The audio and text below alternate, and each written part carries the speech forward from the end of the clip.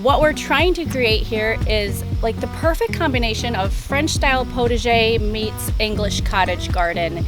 It's only 60 days old, and a proper garden takes about a decade to develop. So we're in the fledgling stage.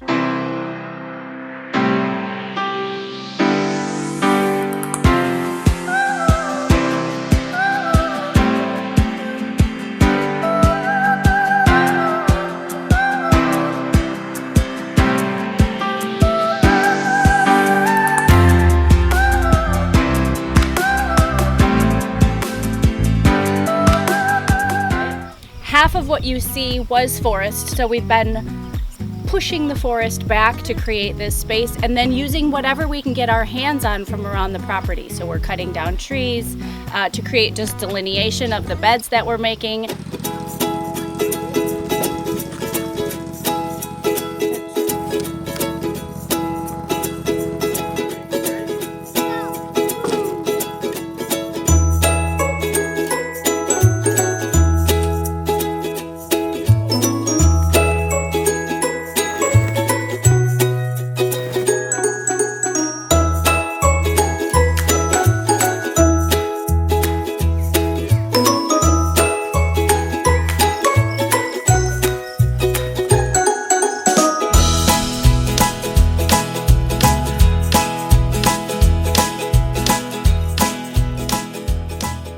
Now, in clearing this potager of trees, we had a ton of wood that we needed to get creative with because we didn't want to spend the time hauling it to the edge of the property and creating a big burn pile. So we decided to make a very inexpensive deer fence. Now, it is 13 some odd acres of forest. There are a lot of deer.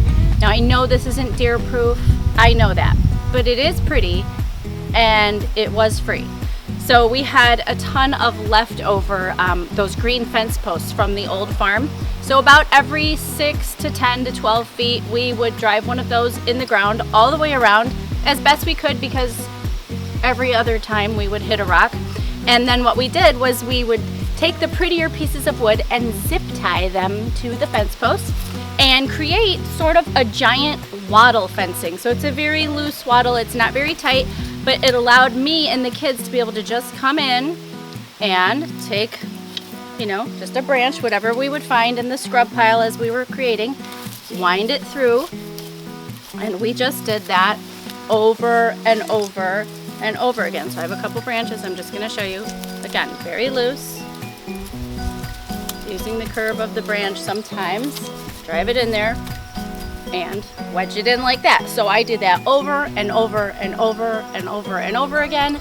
And again, using our measurements with Aiden's drone, created a huge arc and then this really pretty curve here behind what I call the meadow, because it was a ton of weeds and I didn't really know what to do with it. There was no way that I could till this. There were so many rocks. We just decided to leave it because we saw lupine starting to grow.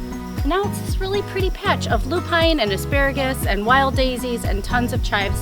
It's actually one of my favorite features of the garden. It's so sweet right off the order that we've created to have this little bit of chaos and the charm of the rounded fence.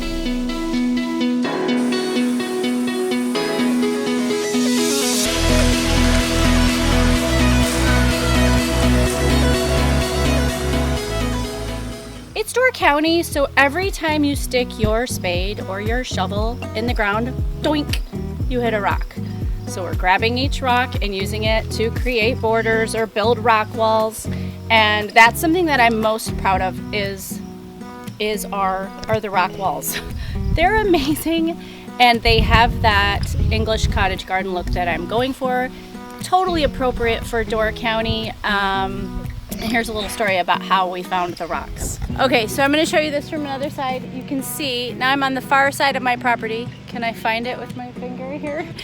And this stone wall was really substantial, and it's just tumbled down. So it's like, in some areas, it is a good 8 feet wide. So we're just going to load it up and we're going to give it new life, which is really exciting because somebody worked really hard. In fact, we just found a rusted flask.